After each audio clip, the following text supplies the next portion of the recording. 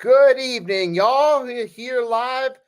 Nicky Steez is here. We're going to talk some sports talk right here, live with Nicky Steez. And yeah, this is going to be interesting. We'll talk a lot of stuff here. Got the NBA draft, or excuse me, the NFL draft coming up. We're going to talk a little bit about that tomorrow, 1 p.m. Eastern Standard Time, both on this channel and the Hardcore Sports Network. Going to do some mock drafts and go over it more there. But we'll still talk about the NFL draft a little bit. Got the NBA playoffs to talk about the potential of a WNBA boom in popularity. Going to talk about the NBA playoffs, of course. So there's a lot of stuff to talk about. So let's get into it. So first, going to talk about Saturday night in the prize fighting world. You have Devin Haney versus Ryan Garcia, set at junior welterweight. Garcia initially weighed in 3 pounds over the junior welterweight weight limit, but considering the way the fight played out, some people feel that's a factor. But going into the fight, it was interesting because Ryan Garcia was acting deranged. He was showing himself on social media at the club. He was doing all types of just crazy off the wall type shit. There's like one video where they did their usual spiel at the press conference where they push each other back and forth to hype up the fight. Garcia looked like he was high, like higher than California, like California gas prices. Or he looked like he was hanging out with Rick James and Ozzy Osbourne, but that didn't play a factor in the fight. Ryan Garcia won by majority decision, scored 3 knockdowns, but he doesn't win the belt because he didn't make the weight. But yep, that was that. So congrats to Ryan Garcia. It looked like it was possibly going to set up a Devin Haney Tank Davis fight, but it looks like it's more likely now that we could get a Ryan Garcia Tank Davis rematch. But we'll ultimately see. But that's that. Now I'm going to switch gears. I'm going to talk more about the NFL draft a little bit. So it's interesting. We only got a few more days for the NFL draft. Interesting. We got a QB heavy class right here. We got, of course, Caleb Williams expected to go number 1 to the Chicago Bears. But weirdly enough, Bears fans, they're not too happy about the social media presence with the photo of him with his nails painted pink and his cover for his phone pink, which, remember, this is the same Chicago sports fan base that loved Dennis Rodman in the late 90s when he was with the Bulls. So, yeah, I find it a bit odd now all of a sudden they're making a big deal. But you know what? If Caleb Williams does live up to the hype, all those Bears fans that are making a big deal out of his phone cover and his nail color, they're not going to care at that point. It ain't going to matter what Caleb Williams does on his own time if he ends up being that guy. Some of those same Bears fans making a big deal now won't care. They're not going to care if he's participating in drag shows during the off season or getting freaky at the club. As long as he goes on the field and dominates, they're not going to care. So those same Bears fans making a big deal now about some of his unusual style choices, guess what? They're not going to care if he dominates. And for the Chicago Bears, this is a golden opportunity, a potential golden opportunity, if things all work out, because it's been a long time. We got Daniel Berry in the chat. Thanks for stopping by. It's been a long time since the Bears have had a true star quarterback. This goes back to the Sid Luckman days, nearly a century ago. I mean, this could be there have been some Aaron Rodgers comparisons with Caleb Williams. So far, he shows, his throwing accuracy. We know he's strong, he's put up good stats, but he's also shown that he's mobile, he can throw the ball, gunsling a little bit, which that's good right there. That could be which that's making him hyped up right there. Now, we'll ultimately have to see those two, if it would actually happen or not. Now, for the Bears, they're in an interesting position. They got DeAndre Swift as their running back. They also do have DJ Moore, who's coming off a solid season with the Bears, most receptions and most yards recorded in his career last season. Career highs in receptions and total yards. And you also got Keenan Allen coming in as well. So that's 2 wide receivers right there. Now, there is some interesting debate on what the Bears should do. 9, should they invest again on the offensive side of the ball? Maybe look for a tight end? Should they go for an offensive lineman, or do they go defense, go for that edge rusher? That's an interesting question right there. But the Bears, I think they should go offensive side of the ball. Give Caleb Williams the most you can have around him from wide receiver, running from an all-around offensive standpoint with wide receivers, linemen, running backs, all that. Put him in the best position possible. So I think that's what the Bears should do right there. But then obviously you got, we know there's other QBs in there. Drake May, all these guys right there. Of course, you got Drake May. He's expected to possibly go to Washington, right? Of course.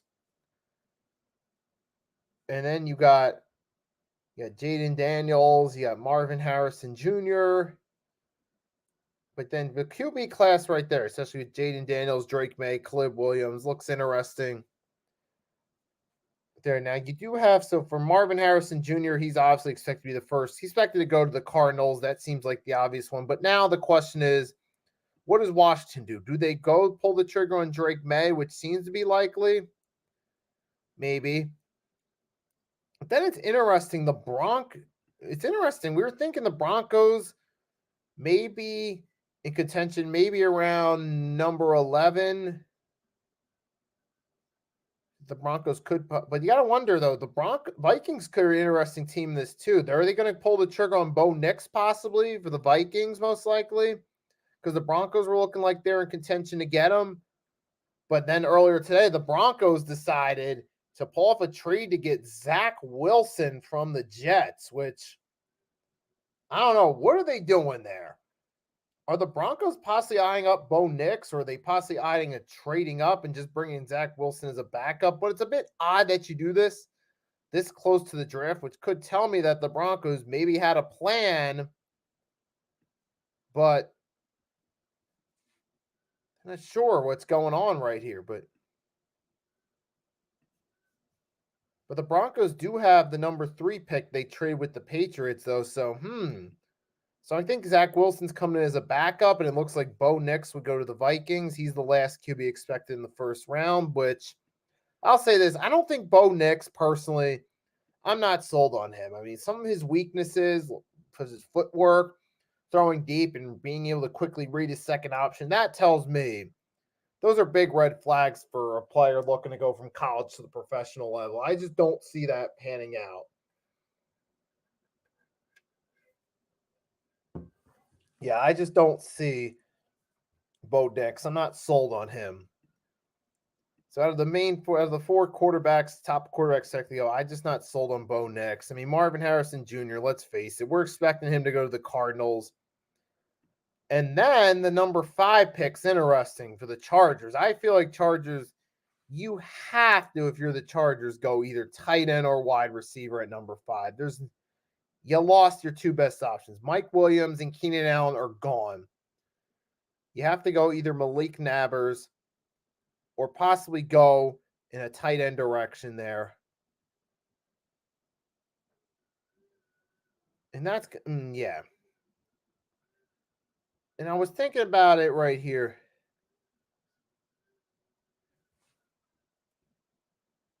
But what's interesting is with the Eagles right there. The Eagles, I'll talk about that. For these guys looking for me to talk about the Eagles, I'll talk about the Eagles more tomorrow because, hey, the Eagle, and that's going to do my mock dress tomorrow where I cover the Eagles more in depth. So I'll be giving much more in-depth analysis there, specifically about the Eagles, where they should go. I should say this for the Jared Verse one. Now, you guys may have saw I uploaded a short. It was a proposal in a mock draft that the Eagles trade up with the Colts a few spots to get a Jared Verse for that edge guy to replace Hassan Reddick, which I'm all in favor of getting an edge. I feel like you got to go there. You got to get that replacement. But then again, I mean, not sure. Is Jared Verse truly that guy, though? I mean, I feel like you personally got to get edge early, but I'll get more in depth with that tomorrow. So as of right now, main things I'm looking out for is interesting. Where do Drake May, Jaden Daniels, JJ McCarthy, and Bo Nix end up going? That'll be interesting. to see where they go.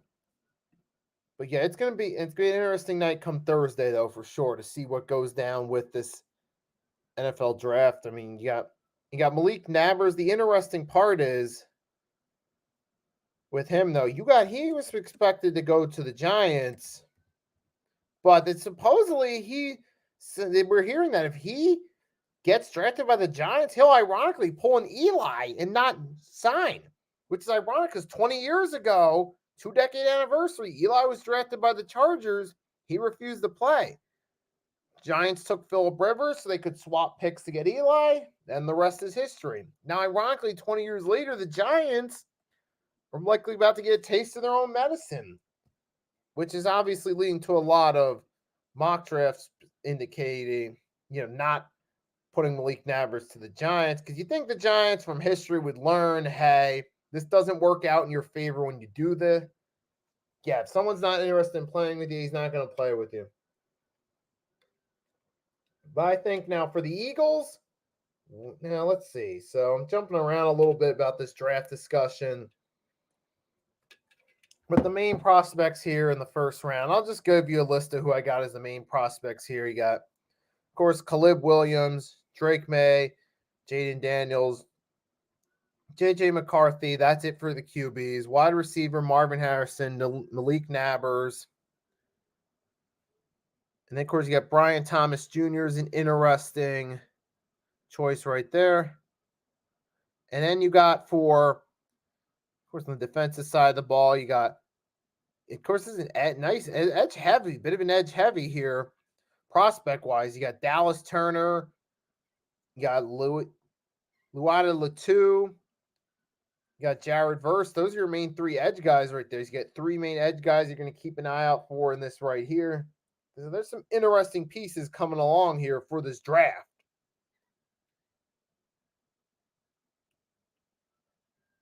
On that side. So yeah, but it's going to be interesting. We'll definitely talk about it more tomorrow. I'll be doing mock drafts, sharing my screen with you guys. We'll go over the strengths and weaknesses of each guy there and do some mock drafts there, give you more in-depth analysis, but just coming on here, giving you a little preview of what to expect. We're going to talk about it more in depth there.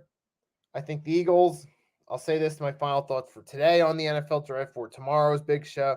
Eagles got to go heavy on the defensive side of the ball early, get those guys they need. And then, but now we're going to switch gears a little bit. Let's talk about the NBA. Obviously, it's NBA playoff times, a lot to discuss right here. So, obviously, when we do this on Pick and Roll podcast every Wednesday, I'm on at 5 p.m. on Hardcore Sports Network, my channel, alongside Mitch Kofsky, Blazed Radio, Coach Ed Gladney. Sometimes we get Rios, TRL join us, and then sometimes Next Shift Brandy, but I'm afraid he's going to be out for a couple weeks, so he won't be joining. But hey, in the week since then, we saw the Kings did not make it. They were the favorites after the Pels lost Zion, but they just couldn't get past over the hump. But the Kings, I mean, hey, they were a team that put up a nice fight. They made the playoffs last year. This year, they had a solid year, but they just couldn't win those big games. And ultimately, they got sent home early, and they got to come back stronger next year. Now, for the Pelicans, it's a shame they're stuck in the playoffs against the Thunder with no Zion because he pretty much carries that team. And even last night in that loss in Game 1 to the Thunder, they put up a good fight, though, too. They were in it throughout most of the game. They played it well, considering they're stuck without Zion. But ultimately, the Thunder are the better team in that game scenario. So, obviously, they're going to get beat. And right now, quick live score updates. Cavs are beating the Magic 33-28 early on the second. Midway through the first, Sixers up over the Knicks 15-9 in Game 2. So there's some quick live score updates, and I'll be providing more of those as we do this stream, providing some live updates on this. But yeah, obviously, Cavs are up in that series 1-0. Looks like they may be up 2-0. And yeah, obviously in Game 1 for the Sixers, though, this is an opportunity for revenge from Game 1 because Game 1, hey, I mean, we played solid. I mean, Embiid and Maxey did their best they could, but the guy who's supposed to be the X factor, Tobias Harris, he wasn't delivering at all. I think he had 7 points. That didn't help in that loss in game one. And plus, we didn't have an answer for, and we had Josh Hart, Jalen Brunson combined for 22 points. Miles McBride had 21. Those guys were doing good for the Knicks right there. Even Bogdanovic had a solid outing in that game. We're going to take a look at the box score for game one. I'll share the screen with you guys in a second, so you guys can get a better look at what was going on here. Give me a second.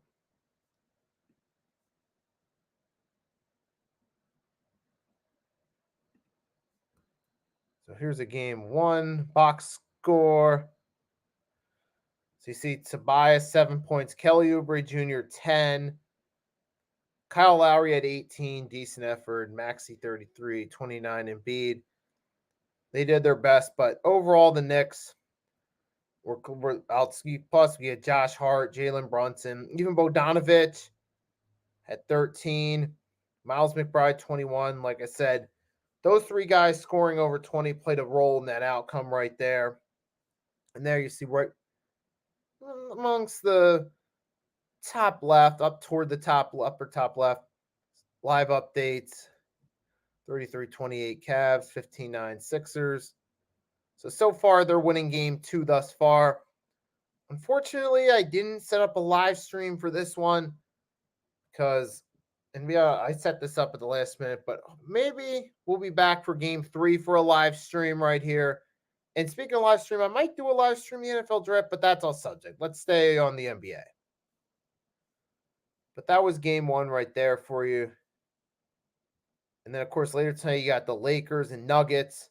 Nuggets are up in that series 1-0, looking to go up 2-0. And also interesting, it's spread earlier today that it's expected that Darvin Ham, head coach of the Los Angeles Lakers, is expected to come back next year. But we know that's all talk. It's possible that Mr. LeBron James might decide that he might not want Darvin Ham around. He might get him fired. Then again, Brody might enter the NBA draft, and LeBron might be off to another team. Who knows? But I'll say this: it doesn't look like that. They don't look like the Lakers are getting past the Nuggets in that one. Pacers, Bucks. Well, and the Bucks did win game one. Solid performance behind Dame Lillard, but it's only game one, and knowing that the Bucks are without Giannis and knowing how Doc Rivers tends to coach these situations, you never know with that series. Maybe the Pacers do pull one out. And then you have the Timberwolves, Suns. T-Wolves are up 1-0 in that. Anthony Edwards, hey, it's a nice start right there for Anthony Edwards, but that's only one game. I still feel like the Suns are the better all-around team, and plus, with the Suns, most of their players have been on this stage before. They have experience in these playoff situations. So I feel like ultimately, I still think the Suns are the better team, and they'll come out with the series win in this case, because you still got KD, Bradley Beal. Even though he hasn't gone far, he has some playoff experience. He's been there before. Of course, Devin Booker, he's been there before. He was at the finals a few years back in 2021. But the Suns do have these guys right there. So I think personally the Suns are the better all-around team. They'll win that series, but we'll tell. I mean, so far it's still early in the NBA playoffs. And I made a joke yesterday on my Twitter about it because people were coming up on here talking about how, because, a lot of people come out and talk about after game one, give their thoughts, which is expected. Don't get me wrong. I'm not knocking people because obviously – but I'm saying there was a lot of times people tend to overreact after one game. They think, oh, the Clippers could really win this series, or so-and-so could really dominate after one game. But you got to factor in it's only one game. Anyone can win game one. So I made a joke about, okay, yesterday was the end of all the game one, so it's the end of the overreactions to one game. This joke was implying that, look, people do, because people do overreact to one game. Look, I'm not running around here giving my thoughts like crazy, like, oh my gosh, they're going to dominate this series. Like, oh my God, the Clippers got the Mavericks number, or some ridiculous take. Oh my gosh, I don't know if the Suns are going to hang with the Timberwolves. They struggled in game one because it's only one game. There's still a 7-game series. Right. So we'll have to see what happens. Even the Sixers, I didn't panic that the Sixers lost to the Knicks in game one. Even though Tobias played poorly, even though the team as a whole, even though you only really got Embiid, Maxey really balled out. But hey, we played a close game against the Knicks.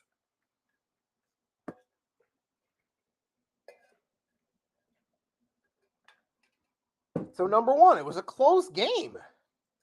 I mean, we went out there, we put up a solid effort.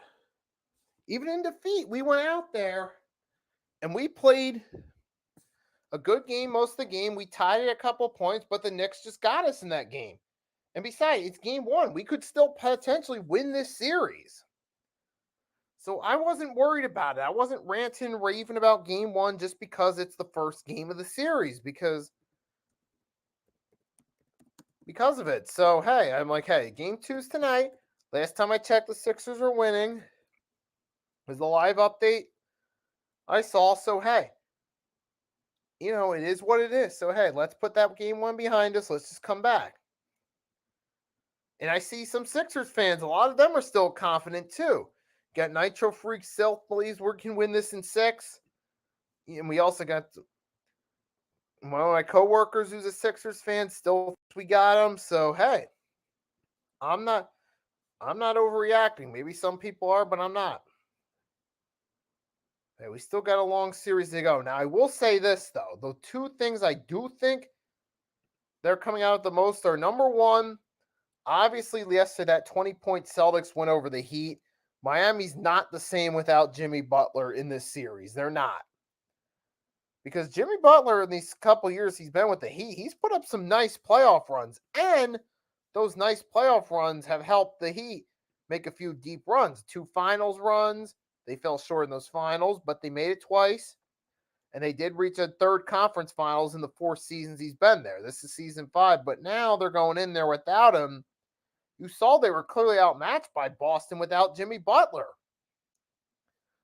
And then the Pelicans, the Pelicans did put up a nice fight in game 1. They did.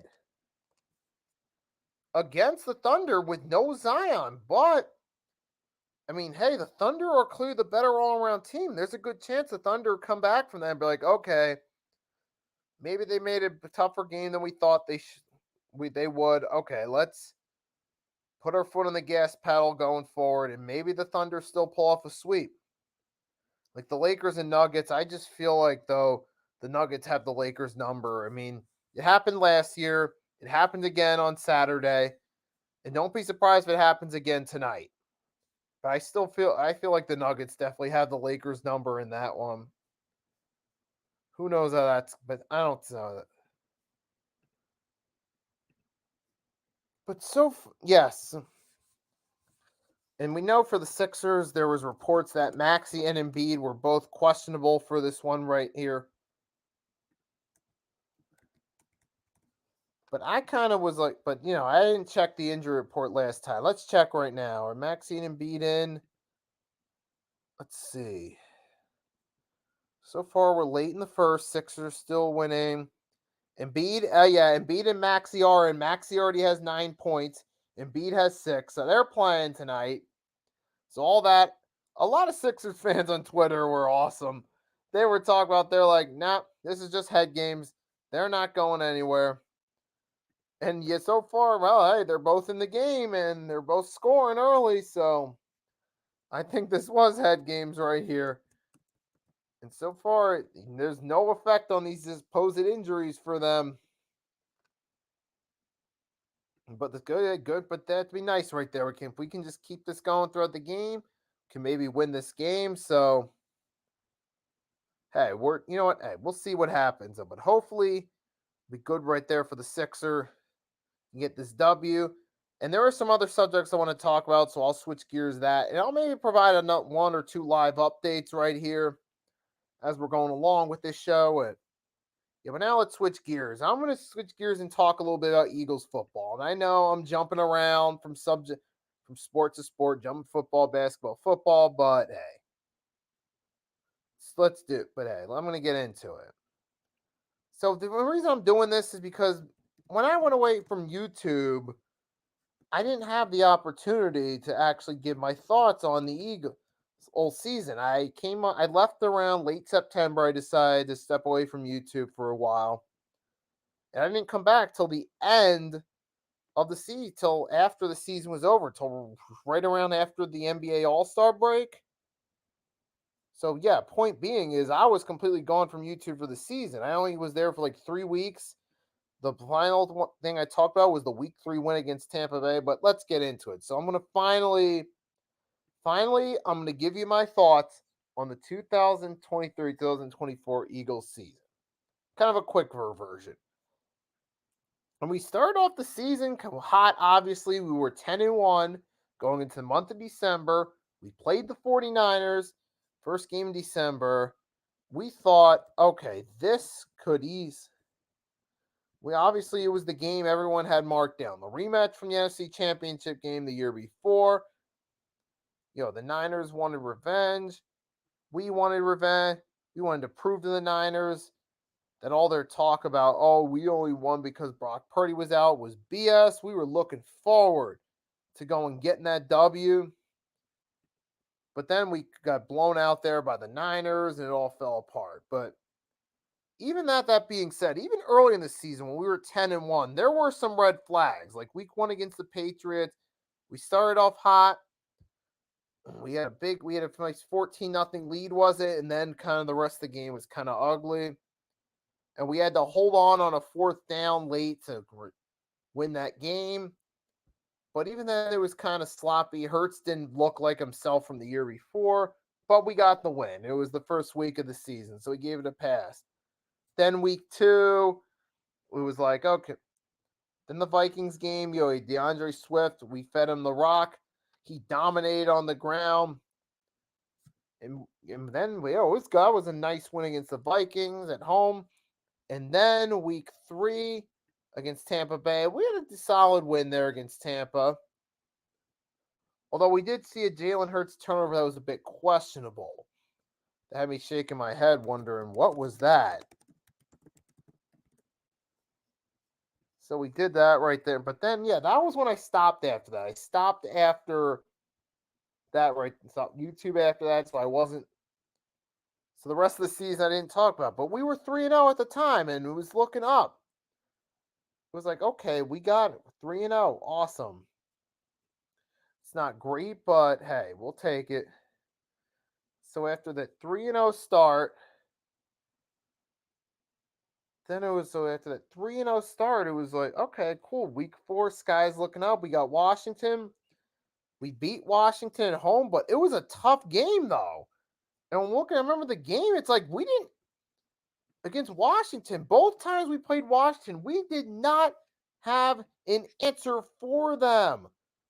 We did not have an answer. I remember you had Sam Howell looked awesome against our defense. For whatever reason, we could not stop Sam Howell. I remember early in that game panicking, like, why can't we stop Sam Howell? What is going on? But we managed to get the win. And we also partially got lucky that Ron Rivera, late at the game when the Washington tied it up, they went for the extra point instead of the 2-point conversion. So we got the win there. Then against the Rams. We started off the game pretty solid in the first half, but the second half, our offense wasn't really moving the ball. We got the 23-14 win. It was like, okay, we got the win. We were up to 5-0, but at the same time, it was a sloppy 5-0. So it was like,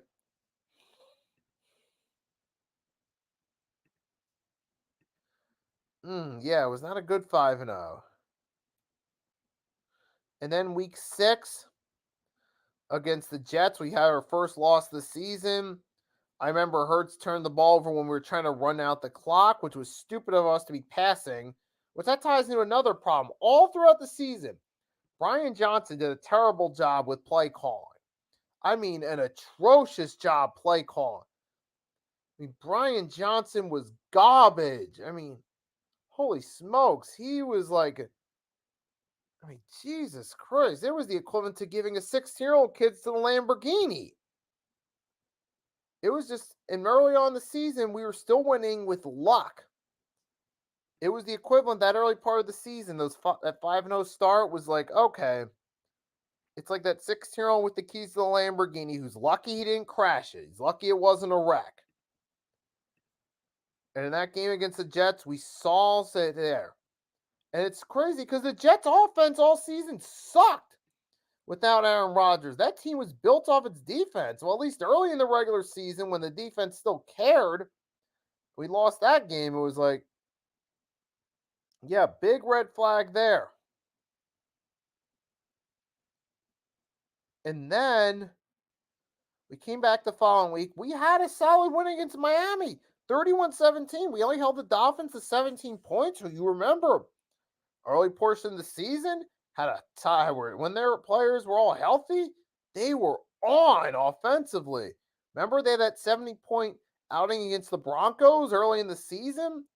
Tua, Tyreek Hill, Mostert. I mean, that team, Jalen Waddle.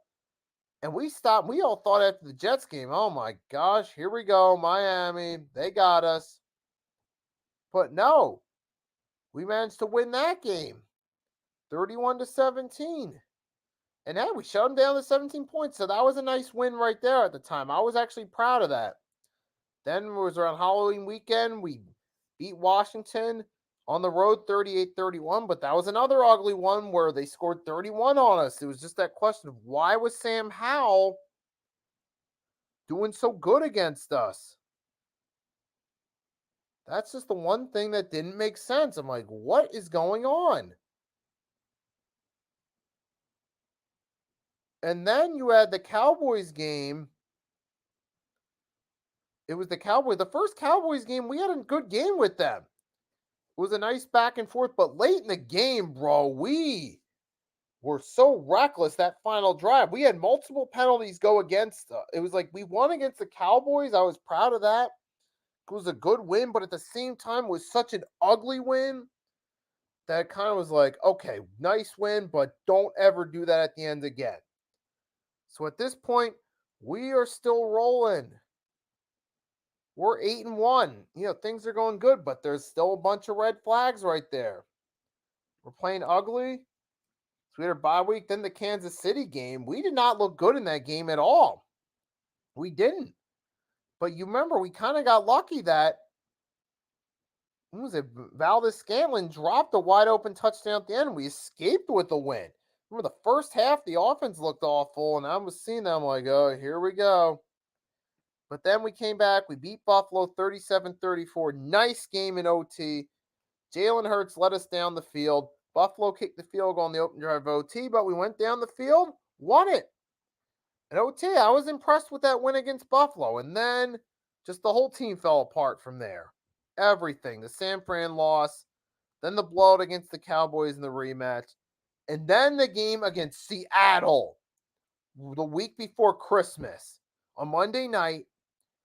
That's when I knew this team was really in trouble. Because even the 49ers lost, as ugly as it was, I'm like, okay, it was the 49ers. It's a bad game. They're a really good team. We'll put it behind us. We got the Cowboys. The Cowboys, we beat them once, but we know how that works. I was figuring, even if we did lose to the Cowboys in the rematch, all right, if we can at least play good, at least, even if we lose but play good, I'll let that 49ers game go. But we didn't. We got blown out there. I'm like, okay, what's going on? And so I was starting to worry at that point. Then the Seahawks game, we lost that game to Seattle. I knew this team was in serious trouble. Brian Johnson was awful as a play caller. It's a shame we lost Shane Steichen because Steichen was the guy that held everything together. He was the glue that held together. But obviously, when teams go on deep runs, either to the Super Bowl or win it all, coordinators get head coaching offers. Steichen got the job with the Colts. Brian Johnson got promoted, but it was not a good promotion. Then the defense, Sean Desai was so bad that he got demoted and Matt Patricia got promoted to defensive coordinator late in the season. Now, the game against the Seahawks, you can say Patricia looked decent there, but remember, that was against the Drew Lock-led Seattle Seahawks. And I mean, main thing was the offense couldn't get going in that one. But nevertheless, though, it was ugly. Embarrassing we lost that one. Then against the Giants, Christmas Day, we won, but barely in a game we had no business letting them nearly come back in. We held on. The defense collapsed late, got lucky. And then the Cardinals game, you saw it.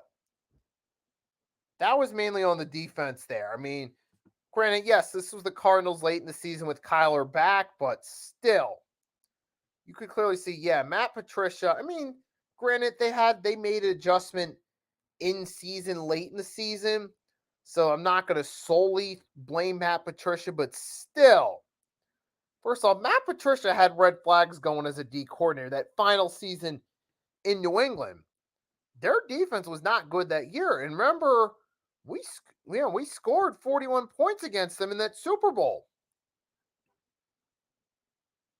And then that Cardinals game, you saw that defense. Yeah, it was not, it was not good there either. Then the loss to the Giants, final week of the regular season. I was like, you know what? Congrats, Tampa, on your win. You deserve it. I knew we were losing to the Bucks, and sure enough, we did. At that point, I was glad the season was over. And now the Eagles entered the offseason. They went in there. They had a decent offseason, the Eagles. They went out there. They got Saquon.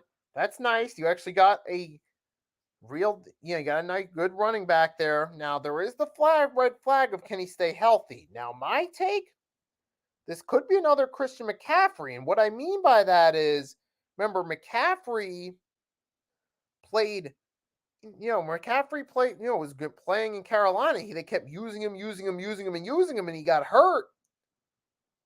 But then he goes to the 49ers where he has a better team around him, and he stayed healthy. I'm thinking this could be the Christian McCaffrey effect with Saquon with the Eagles, where he's going into a better situation, at least on paper he is, than he was with the Giants. So there's good possibility there that Saquon comes in here. He's got a solid offensive line behind him. They're blocking for him. They're making some stuff happen. And plus, with Jalen Hurts, even with last year being a bit of a down year, we know he can still make some plays. And we know he's got weapons. A.J. Brown ain't going nowhere. Devontae Smith ain't going nowhere. Hey, I mean, we got some decent options. You still got Dallas Goedert's there. We got decent back at tight end and C.J. Uzomah. I mean, we got some weapons here. So we can use the passing game. So it's not going to put as much pressure on Saquon to run the ball like he did with the Giants. So I think Saquon's going to stay healthy this time with the Eagles. I think it'll be similar to McCaffrey with the Niners, where he went from one situation where he's overused, he got injured, to another situation. And then also you got C.J. Gardner-Johnson back. I like that one right there. That's a good one. I think that's awesome. C.J. Gardner-Johnson. He's back. We sorely missed him in the secondary last year. Our secondary was not as strong without him. So glad he's back. Now, I still think, we have to address the defensive side of the ball in the draft. I'll go over that tomorrow in my mock drafts. But I feel like considering the circumstances, talent-wise, we had a good free agency in terms of getting the right pieces there. Coaching, that's another story for another time. Now, the last subject I'm going to talk about is the possibility of a WNBA boom. 1 second, I'm going to take a sip of water. I'll be right back to talk about it.